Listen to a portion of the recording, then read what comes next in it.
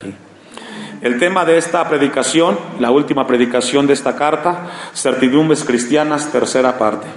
Es la última predicación de esta carta del apóstol Juan. Vivimos en un mundo de ideas relativas, sin embargo también vivimos en un mundo o en un lugar, los cristianos, donde hay verdades absolutas. Vivimos en un mundo de incertidumbre, pero los cristianos estamos sólidos y firmes en certezas que la Biblia nos enseña. Vivimos en un mundo de mentiras, por un lado, pero por otro lado vivimos en la Biblia un mundo de verdad, que es Cristo Jesús. Vivimos en un mundo dominado, influenciado por Satanás, pero vivimos los cristianos en la presencia de un Dios vivo y un Dios poderoso. Esta mañana, con la ayuda de Dios, vamos a ver certezas o certidumbres de la vida cristiana.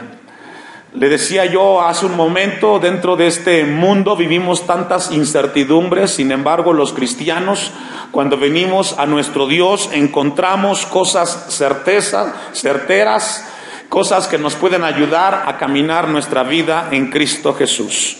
Hay un verbo que se repite 3 veces en el versículo 18, 19 y 20, que resalta la palabra, y el verbo es saber. Esa palabra saber, o el verbo saber, eido en el griego, significa para ver, significa percibir con los ojos, significa saber como un experto. Y lo que la Biblia enseña, y esta mañana Dios quiere despertar en nuestras vidas, es que los cristianos tengamos la certeza por una experiencia que Dios tiene cuidado de nosotros. Dice el versículo 18, sabemos que todo aquel que ha nacido de Dios no practica el pecado. Es una certeza, es una seguridad. El Hijo de Dios, la hija de Dios, que ha nacido de Dios, no practica el pecado. Si en tu vida existe lo contrario, entonces algo está mal en tu vida y quizás estás lejos de la salvación. Pero la Biblia nos habla, el verbo saber nos da la seguridad que alguien que ha nacido de Dios no practica el pecado. Este verbo lo encontramos 39 veces en la carta de Juan. Dice el versículo 19, sabemos que somos de Dios. Sabemos, dice el apóstol Juan, que nosotros somos de Dios. Y ahí tenemos que tener la seguridad. Somos hijos de Dios. Somos partícipes de las promesas de un Dios vivo. Dice el versículo 20, pero sabemos que el Hijo de Dios ha venido y nos ha dado, ¿qué, hermanos? ¿Qué significa? Los cristianos no somos borreguitos de manada, hermanos. No somos fanáticos, como muchas veces la gente piensa. Un fanático es aquella persona que camina y se dirige a donde no sabe ni entiende lo que está haciendo. Los cristianos sí sabemos a dónde vamos. Nos encaminamos ante la presencia de un Dios vivo, que prometió darnos vida y vida en abundancia. Dice la palabra que Dios nos dio entendimiento, es decir, todo lo que de Dios aprendemos, lo razonamos, lo procesamos. No solamente decimos amén por decir amén. Todo lo que Dios nos enseña tiene que ser pasado por el filtro del razonamiento, dice el versículo 20. Para conocer al que es verdadero, y estamos, ¿qué dice, hermanos? En el verdadero. Y lo que la carta de Juan a lo largo de los 5 capítulos nos ha dado a los cristianos es certeza de nuestra salvación. Es muy importante. A este lugar nadie viene a perder el tiempo. Si es tu caso, te equivocaste. Venimos aquí porque Dios nos ha amado y nos ha dado salvación. Nadie viene aquí a sentarse solamente para escuchar un buen sermón. Todos venimos aquí porque deseamos ser partícipes de la vida eterna, ¿o no? Claro, a eso venimos. Y los que somos salvos hemos venido a este lugar porque sabemos de que no hay mejor lugar para nosotros que la presencia de Dios. Entonces, hermanos, a lo largo de los 5 capítulos, el apóstol Juan en su momento escribió pruebas doctrinales y pruebas morales que nos dan la certeza de participar de la salvación. Como pastor estoy muy contento porque en medio de las luchas que me toca vivir y los momentos desagradables que a veces pasamos, hoy Dios me permitió presenciar el que algunas personas que van a participar en los bautizos vengan a los pies de Cristo. Me siento bien. Me siento bien porque el estar predicando la palabra llega al corazón. Y eso me enseña de que Dios siga haciendo la obra en aquellas vidas que le entregan su corazón a Él. Y no hay mejor satisfacción para un pastor el ver que los hombres y las mujeres vengan a los pies de un Dios vivo. Entonces nos ha dado la palabra de Dios pruebas que nos enseñan que participamos de esta salvación, y una de ellas son pruebas doctrinales, enseñanzas, y otra es la vida que tiene que glorificar al Señor. Ahí atrás en el versículo 14 de Juan 5, y esta es la confianza, dice el apóstol Juan que tenemos confianza. Y esa confianza, confianza significa en el griego libre expresión. Increíble. Entonces el verbo nos habla de una libre expresión para venir delante de Dios, dice el texto, y esta es la libre expresión que tenemos en Él, que si pedimos alguna cosa conforme a su voluntad, hermanos, ¿Él qué? Él nos oye. Tenemos confianza. Tenemos la certeza que podemos venir a un Dios vivo, orar y pedirle, y Él nos escuchará. Pero al final del texto dice conforme a su voluntad. Porque déjeme decirle que no toda la gente pide o ora dentro de la voluntad de Dios. Por ejemplo, hay ladrones que le piden a Dios que les dé, a gente que mienta, le pide a Dios que les ayude a mentir, etcétera. Pero en el capítulo 3, primera de Juan 3:22, quiero darle un poquito más de claridad qué significa la voluntad de Dios dentro de la oración que Juan está hablando. Porque Juan dice que tenemos la certeza, la confianza, la seguridad que el cristiano, cuando viene a Dios, Dios le escucha. Primera de Juan 3:22, y cualquier cosa que pidiéramos la recibiremos de Él, porque, ¿me ayuda a leer?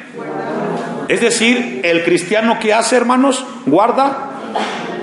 Y si vamos a pedirle a Dios algo es porque guardamos sus mandamientos, los obedecemos. Dice Juan, y hacemos las cosas que son agradables delante de Él. Los cristianos que hemos conocido la gracia de Dios, sabemos que cuando venimos afligidos, cansados, tristes, abatidos, nuestro Dios nos escucha porque vivimos dentro de la voluntad de Dios. Es una seguridad. Hay gente que dice, pastor, yo siento que Dios no me escucha. Siento que mi oración no pasa del techo. La pregunta es, ¿estás viviendo dentro de la voluntad de Dios? Con esta base, introducción que hemos abordado, vamos a abordar los últimos versículos de la carta de Juan. Versículo 18, Juan 5:18. Sabemos. ¿Qué significa ese verbo, hermanos, que encontramos ahí? Habla de un momento importante que nos habla de alguien que es experto, alguien que sabe de lo que está hablando. Y allí estamos los cristianos. En el tiempo del apóstol Juan había muchos cristianos que estaban siendo drenados por la enseñanza gnóstica y no estaban viviendo un momento de ¿seré cristiano? ¿Soy salvo? ¿No soy salvo? Y entonces, inspirado por Dios, el apóstol Juan dice, somos llamados a tener la certeza, la seguridad que participamos de una salvación. Y dice que todo aquel que ha nacido de Dios, ¿me ayuda a leer, hermanos? No practica, ¿qué, hermanos? Lo que el texto está diciendo es, nadie que es nacido de Dios peca. El regenerado, el nacido de Dios, hermanos, no está practicando el pecado. Podemos tener desliz, pero siempre existe el temor, Señor, te he fallado, ayúdame a no hacerlo. Pero según la Biblia nos da una certidumbre, nos da una certeza, el Hijo de Dios, la hija de Dios, que ha nacido de Dios, dice el texto, hermanos, no practica el pecado. Vamos a ir a Efesios capítulo 2, versículo 1. La gente que no es cristiana, la gente que no son hijos de Dios, ¿sabe qué, hermanos? Practican el pecado como deporte, todos los días, pero el Hijo de Dios no. Efesios 2:1, ¿usted me alcanza? Y Él os dio vida a vosotros, cuando estabais muertos en vuestros delitos y pecados. Según el texto, una persona sin Cristo está muerta ¿en qué? Su vida es pecar. Se levanta pensando hacer el mal. Se acuesta maquinando hacer el mal. Esa es la rutina de alguien que no es cristiano. Y el texto dice que estabais muertos en vuestros delitos y pecados, en los cuales anduvisteis. Ese verbo está en pasado, en presente, atrás. Los cristianos somos hombres y mujeres que dejamos las cosas que no le agradan a Dios. ¿En dónde? En el pasado. En este lugar estamos hombres y mujeres pecadores arrepentidos, ¿o no? Claro.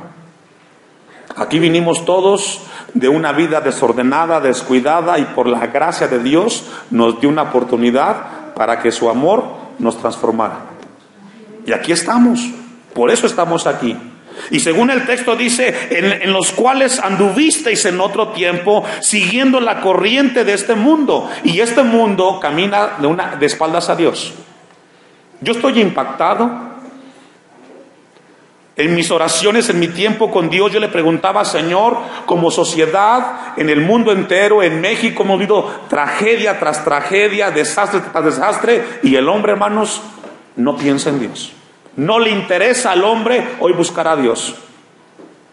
Aquí mismo donde estamos, en nuestro país, hemos sido estremecidos por los sismos, por las aguas, y el hombre no le interesa buscar a Dios. Así es el hombre sin Dios.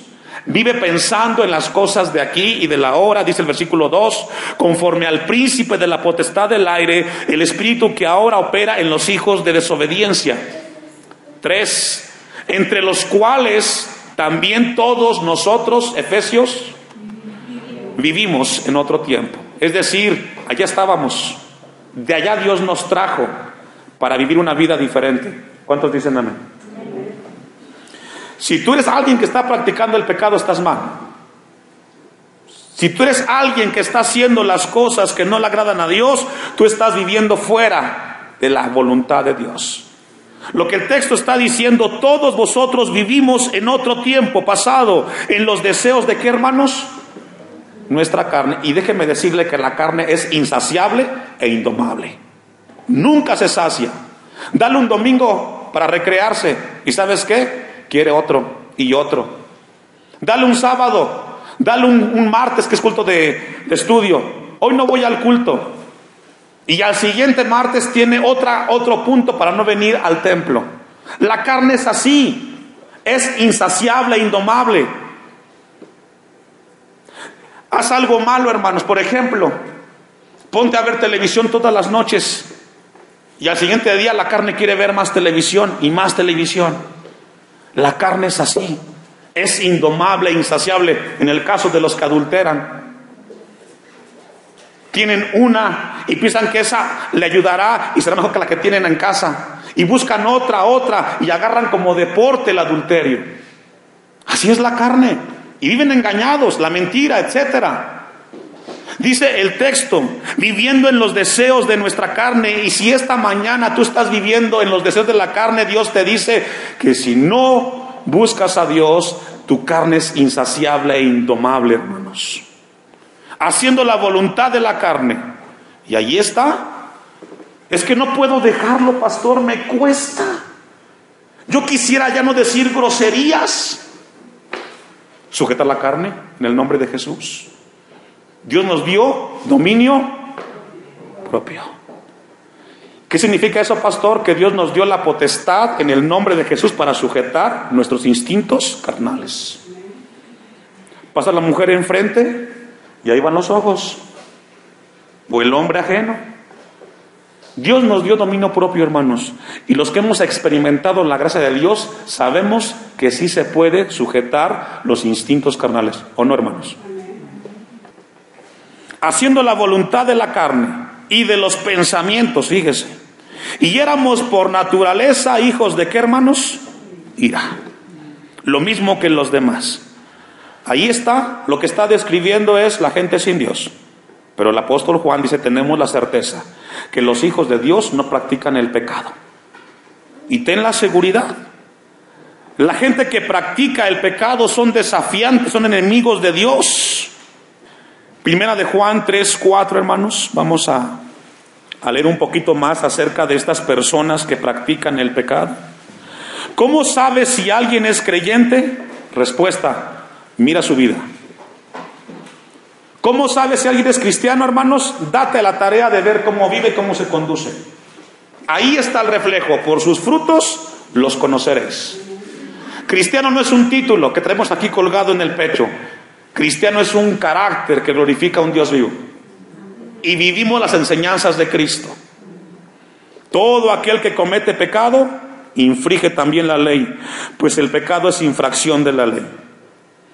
Y sabéis que Él apareció, ¿quién? Cristo. ¿Para qué, hermanos? Si tu problema es el pecado, hay una respuesta a ese asunto. Se llama Jesucristo. Ven a Él. Si tu problema es hacer el mal, ven a Cristo, que puede hacer las cosas nuevas, todas. Si tu problema es hacer aquello que no le agrada a Dios, dice el versículo 5, apareció para quitar nuestros pecados y no hay pecado en Él. Todo aquel que permanece en Él, en Cristo, ¿me ayuda a leer? No peca. Así de sencillo. Es una verdad absoluta. Puedes estar de acuerdo, puedes diferir, es entendible, pero no aceptable. La verdad de Dios es: el que permanece en Cristo no peca. Todo aquel que peca no le ha visto. ¿Qué significa eso? No ha tenido una experiencia con Cristo. Has escuchado, sabes, pero no has experimentado la gracia de Dios. Concluye el versículo 6. Ni le ha, ¿qué dice, hermanos? Conocido. Yo dije esta frase hace un tiempo atrás: tú no eres lo que crees, tú eres lo que te impacta en tu corazón. Explico. Tú puedes creer que Jesús es el Salvador. Tú puedes creer que Jesús te cambia. Tú puedes creer que Dios envió a Cristo a esta tierra a darnos salvación. Tú puedes creerlo, pero si eso que tú crees no cambia tu vida, eres un religioso más. Tú eres lo que te cambia, lo que te impacta. Si tú crees que Dios te puede cambiar en Cristo Jesús, tú vas a los pies de Él, y eso que escuchaste de Dios, Él te cambia y te transforma. No somos lo que creemos, somos lo que nos impacta. Y lo que Dios quiere esta mañana es revisar nuestras vidas. En su misericordia, dice la palabra, versículos 8: el que practica el pecado, y esto es fuerte, es del diablo. Porque el diablo peca desde el principio. Para esto apareció el Hijo de Dios, para deshacer las obras del diablo. 9. Todo aquel que es nacido de Dios no practica el pecado. ¿Qué querrá decir Juan con esta carta? ¿Qué querrá decirnos Dios esta mañana a la iglesia en este lugar? Lo que Dios quiere es que para estar cerca de un Dios santo tenemos que vivir una vida apartada del mal, hermanos. Todo aquel que es nacido de Dios no practica el pecado, porque la simiente de Dios permanece en él y no puede pecar. Porque es nacido, ¿qué dice, hermanos? Por otro lado, el que ha nacido de Dios, dice el Salmo 119, 113, no lo busque: aborrezco a los hombres hipócritas, mas amo tu ley. En contraparte, el Hijo de Dios siempre busca las cosas de Dios, sabe que le edifican.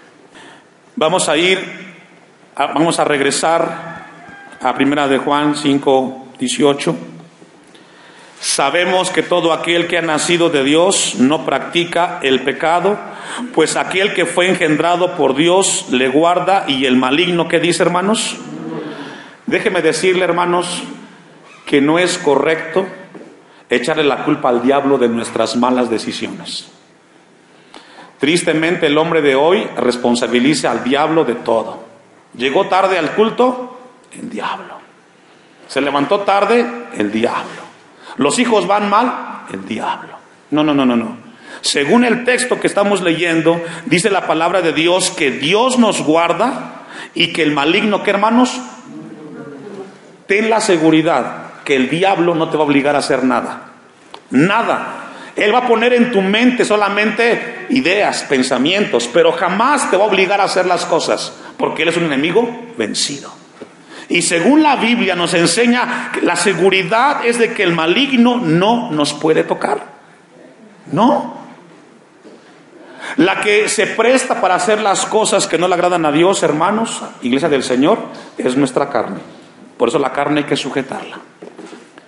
Dice la palabra entonces que todo lo que es nacido de Dios no practica el pecado. Es decir, nadie que ha nacido de Dios tiene un patrón continuo de hacer las cosas que no le agradan a Dios. Vamos a ir a Juan 17, versículo 1. ¿Qué significa la palabra cuando dice Juan que aquel que fue engendrado por Dios, Dios le guarda? ¿Qué significa esa frase, Dios le guarda? Es decir, hermanos, esa frase que encontramos en Juan, donde la Biblia dice que Dios nos guarda, significa que el pecado no puede dominar, escuche esto, en tu vida. Cuando dice Juan que Dios nos guarda a los que hemos nacido de Dios y no practicamos el pecado, es de que Dios nos ha dado el dominio propio y la autoridad para que el pecado no dirija nuestras vidas. Hay gente que tiene problema con el alcohol y dice, no puedo dejar el alcohol o el cigarro. Es que la carne me lo pide. No. Si somos hijos de Dios, Él nos da la potestad y la autoridad para sujetar eso. Fíjese lo que dice Juan 17:1. Estas cosas habló Jesús y levantando los ojos al cielo, dijo, Padre, la hora ha llegado. Glorifica a tu Hijo para que también tu Hijo te glorifique a ti. Como le has dado potestad sobre toda carne, para que dé vida eterna a todos los que le distes, y esta es la vida eterna, que te conozcan a ti, el único Dios verdadero, y a Jesucristo a quien has enviado. Yo te he glorificado en la tierra, he acabado la obra que me distes que hiciese. Ahora pues, Padre, glorifícame tú al lado tuyo, con aquella gloria que tuve contigo antes que el mundo fuese. He manifestado tu nombre, ¿a quiénes? A los hombres que del mundo me distes, tuyos eran y me los distes, me ayuda a leer, y ya han guardado tu palabra. Lo que Jesús está haciendo es orando, haciendo una oración, diciéndole al Padre, Señor, glorifícame. A los que me distes, yo te los regreso. Pero aquellos que tú me distes han guardado la palabra. Una característica de un cristiano, hermano, es que es obediente a la palabra de Dios. No ocupas que te esté vigilando tu papá, tu mamá, tu esposo, tu esposa. Tú caminas rectamente porque estás delante de los ojos de un Dios vivo que te ve. Versículo 7. Ahora han conocido que todas las cosas que me has dado proceden de ti. Porque las palabras que me distes les he dado. Y ellos, los discípulos, ¿qué hicieron, hermanos? Y ya han conocido verdaderamente que salí de ti. Sin lugar a dudas, los discípulos, Pedro, se dio cuenta que Jesús venía del Padre. No hubo ninguna situación que dijeron, no, tuvieron la seguridad. Y ya han creído que tú me enviaste. Yo ruego por ellos. No ruego por el mundo, sino por los que me distes, porque tuyos, ¿qué dice, hermanos? Son. Ahí está. Serán incitados a pecar, serán incitados a no agradar a Dios, pero ¿sabes qué? Dios, guárdalos. Y Dios quiere que nos llevemos de la carta del apóstol Juan, hermanos, la certeza que si somos hijos de Dios no practicamos el pecado. Echemos mano de la promesa que nos dio dominio propio. Déjeme darle una cita. Segunda carta del apóstol Pedro, capítulo 1. Segunda carta del apóstol Pedro. Déjeme leerle del versículo 5. ¿Ya lo tiene? Segunda de Pedro 1:5. Esto es muy importante, hermanos, y es vital en nuestra vida como cristiano. Este es el mensaje que hemos oído de Él y os anunciamos, por medio de las cuales nos ha dado preciosas y grandísimas promesas, para que por ellas llegases a ser participantes de la naturaleza divina, habiendo oído de la corrupción que hay en el mundo a causa de la concupiscencia. Ponga atención, versículo 5. Vosotros también poniendo toda diligencia. ¿Toda qué, hermanos? Ese verbo diligencia que encontramos ahí significa darse prisa. Pongan diligencia, desen prisa, corran rápido a hacerlo, significa el verbo en el griego. Vosotros también, poniendo toda diligencia, por esto mismo, añadid a vuestra fe, ¿qué dice, hermanos? Virtud. Ahora, pregunta, ¿quién va a hacer esto? ¿Dios o nosotros? Fe es confianza en Dios, ¿cierto? Fe es confianza en las promesas de Dios. Lo que el texto está diciendo, aquellos que son cristianos tienen que añadirle a su fe, tienen que añadirle, ¿qué, hermanos? Virtud. Santiago 2:14 dice, hermanos míos, ¿de qué aprovechará si alguno dice que tiene fe y no tiene obras? ¿Podrá la fe salvarle? Fe significa lo que creemos, lo que profesamos. A esa fe que decimos que tenemos que añadirle, ¿me ayuda a leer qué? ¿Sabe usted que la palabra virtud significa en el griego calidad moral? Si no lo sabe, hoy lo sabe. Es decir, a lo que creemos tenemos que agregarle ¿qué? Y aún más, el verbo significa autoridad y poder moral. ¿Sabe qué hace falta hoy en las familias? Autoridad moral. ¿Sí o no? Hace falta un padre, una madre que tenga las palabras y el temple que cuando él hable, los hijos agachen la cabeza, porque tiene autoridad. ¿Me ayuda?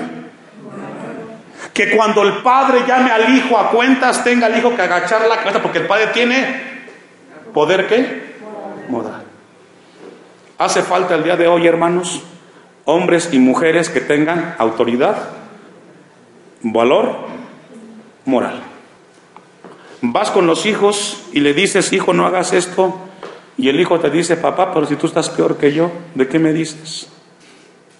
Otra vez la pregunta, ¿quién va a agregar esto, Dios o nosotros? A lo que creemos tenemos que agregarle autoridad, moral.